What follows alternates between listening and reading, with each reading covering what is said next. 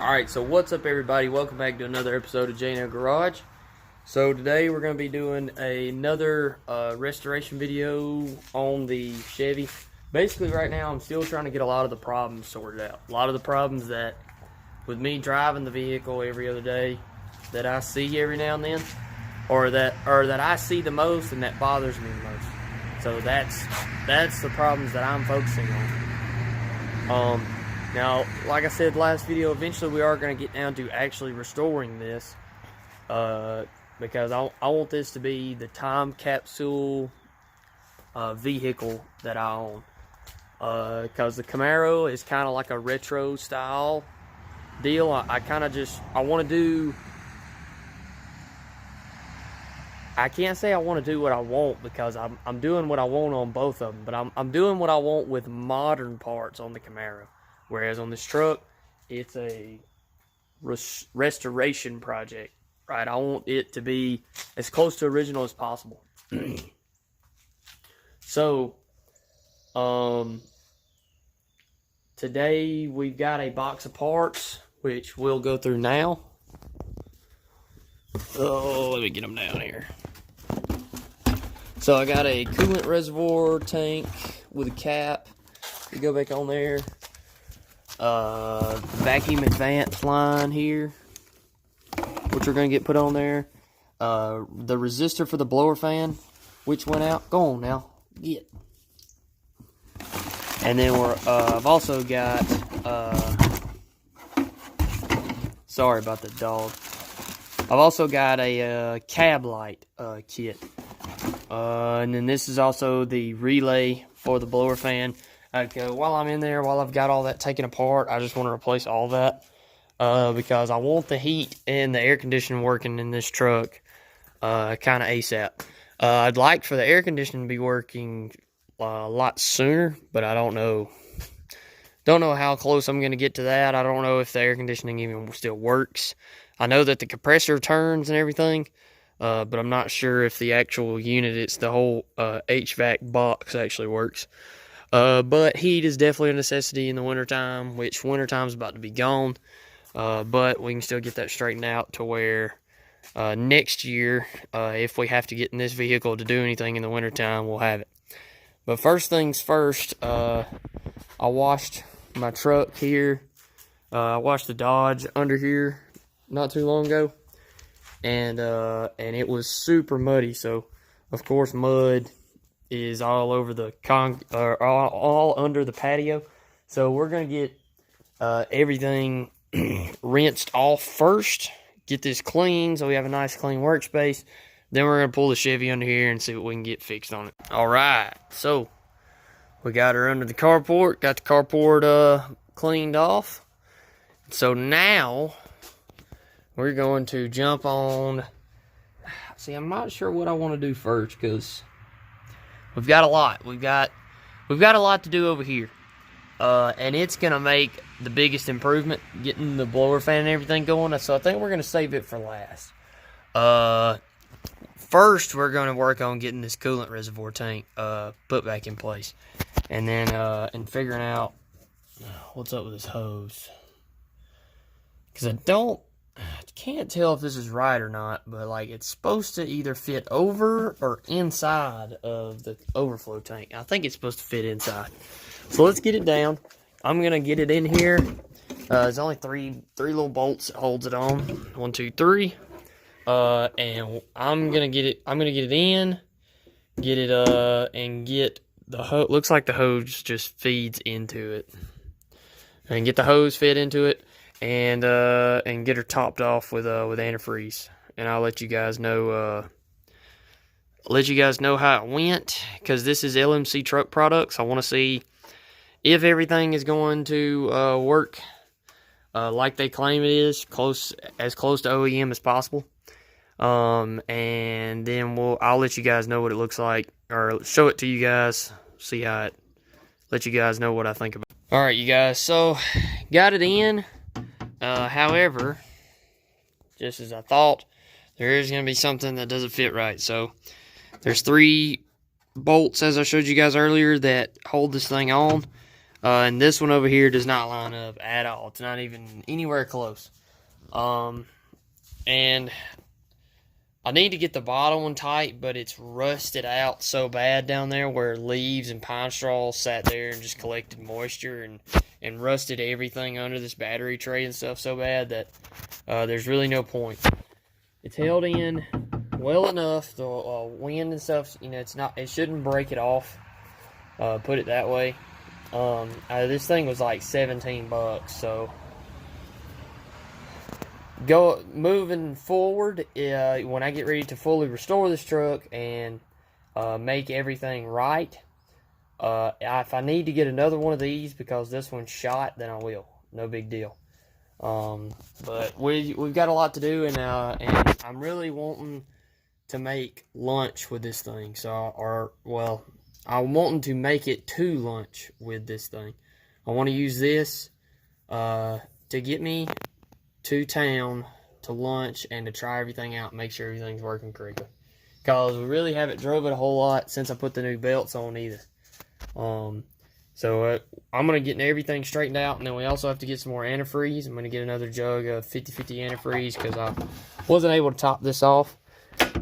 And then that way, whenever everything's nice and cool again, and I come back out here, I can top this off, and then we'll be good on coolant, and shouldn't have any worries.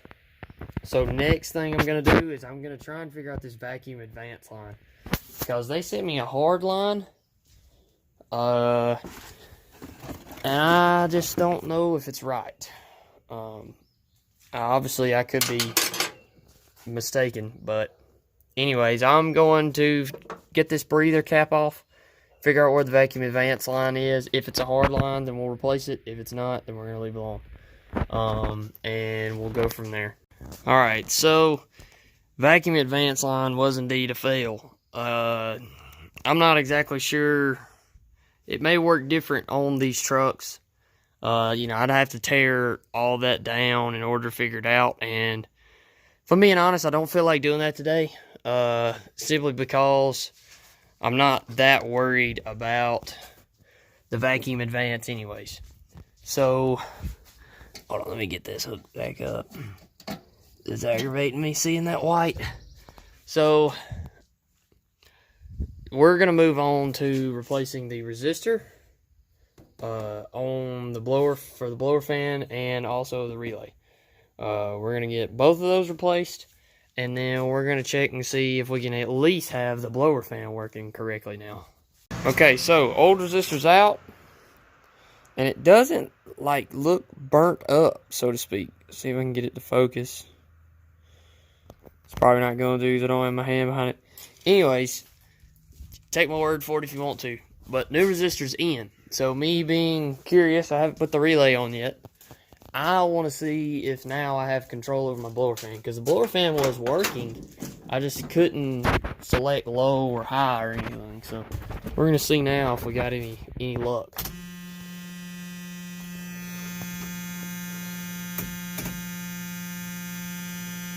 If the buzzing ever goes away. Alright, hold on. I may have it unplugged. Let's check. I think I've got it unplugged. I think I unplugged I unplugged the ground from the motor. It'll take a second to get that plugged back up.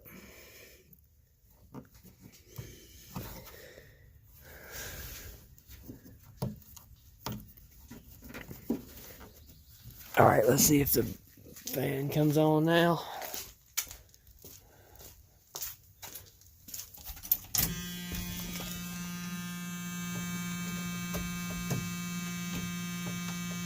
Alright, let me make sure I got the... Alright, so I got the fan plugged up good, and that is still not the issue. I can hear the fan come on these older trucks. As soon as you crank the truck up, the fan is automatically running a little bit, or like really on low speed automatically. And then you just have the control from medium to high and everything. So that didn't fix it. I really hope this relay does. So I'm going to snatch it off now. It's right there. It shouldn't take but a second or two as well. Alright, got our new relay on. Let's cross our fingers. Ignore the ignorant buzzing to begin with. It's gonna buzz for a second. I'm actually gonna give it a second here. Let this buzzing go away so that way you guys can listen in too.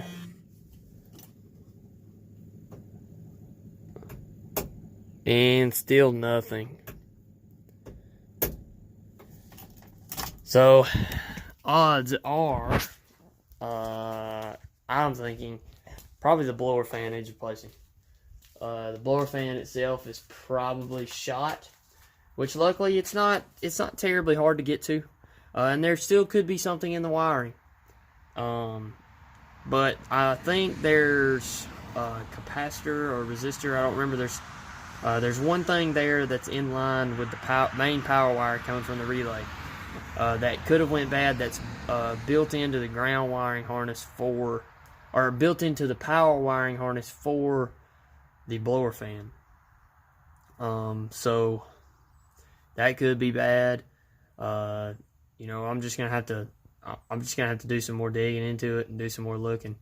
But that was so far everything we've touched on this truck, with the parts that I've got has been a fail. Luckily, or hopefully, this next part is not going to be that bad. So, one of the crappiest things, it's not crappy, but one of the most annoying things about this truck to me here lately has been that if I'm driving it in the dark, which it has headlights and everything, so drive it in the dark, but when I open the door, there's no cab light.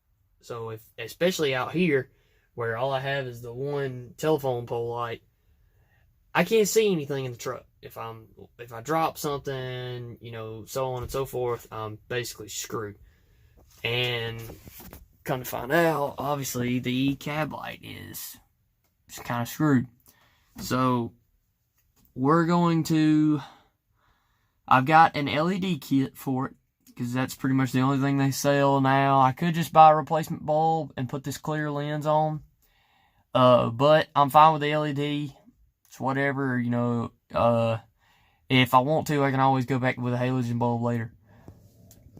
But it came with everything, so we're gonna replace it all real quick. Shouldn't just be but 2 screws, and then plug it in real quick. And then we're gonna see if it'll work. Alright, so everything, nothing's working. Everything's failed on the truck today. So, but nonetheless, I think I figured out the problem. So these old trucks, all of them are notorious about, all the bulbs are grounded through the housing, and then you just have your 2, positive voltage wires. Both of these should read 12 volts to ground, basically is what I'm saying. You got 2 little prongs in here. Here, I'll jump in and show you guys. As you can see, I had to dig out the multimeter just to make sure.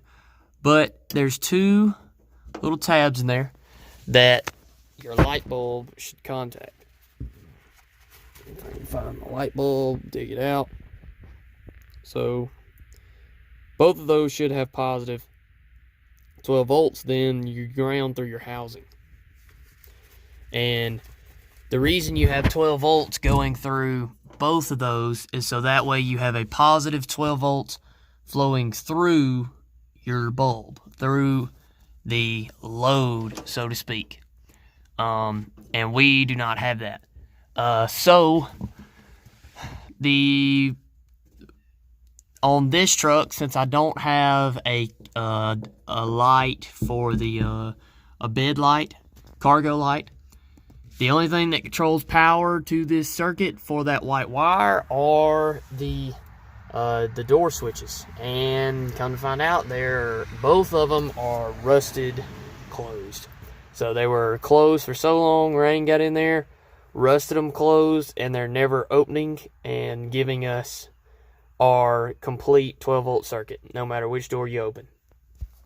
So, I was skeptical at first because I can see fire jump when I'm mounting this back to the roof here.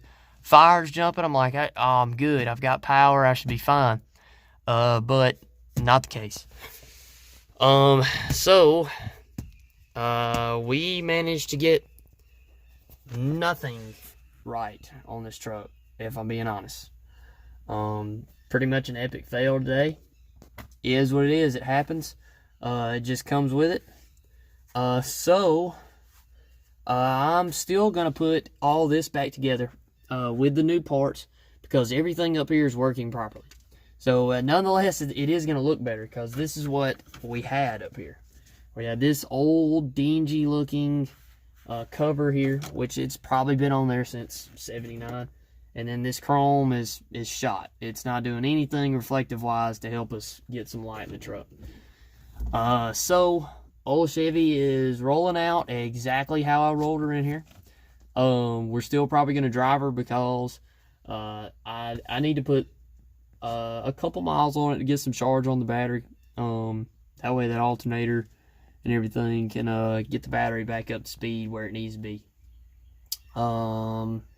That's pretty much it for this video, guys. At pretty much, I mean, that's about as bad as it gets right there. Nothing you put on the vehicle works like it's supposed to. That's never a good case. But no biggie. We figured out what's wrong with this. We know how to fix it. The coolant reservoir tank, I'd have to drill a whole new hole in it, which is not that big a deal. I just need to make sure that whole plastic arm, there's no cavity there for coolant to be, because I don't want any extra holes there. If it's going to overflow, I want it to overflow where it is supposed to originally. Vacuum advance line, I'm going to have to do some more research on it. I thought for sure going into this that they were going to send me a rubber line that was the right length to go to the vacuum pod on the distributor, and they did not. So, you know, I may have something completely backwards, but I thought that's how distributors worked. And the blower fan, we replaced 2 of the key components for it. Also didn't work. So I'm going to do some more research on it, but I did some thinking on it. And this switch could be bad. The switch in here, this entire, well, I know this assembly works for the most part, because I do have control on my heat and my cooling. I can change my temperature, and I can also, when I'm flipping this from off to heat as well, it also works. So the switch itself in here may be bad. That's a known thing to go out on these old trucks.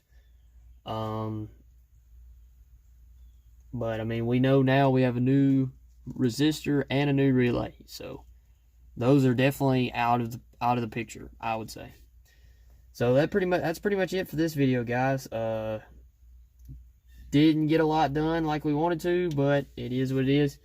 So hope you guys enjoyed it though, and I hope you guys tune in for the next one. Hopefully next time we'll make some progress, and hopefully we'll add some more parts and add some more things to the list of work, and we'll fix the things that we did not fix this time. So stay tuned for next time, guys. Hopefully it'll go a little bit smoother, a little bit better for us, but we'll see. And as always, have a good one.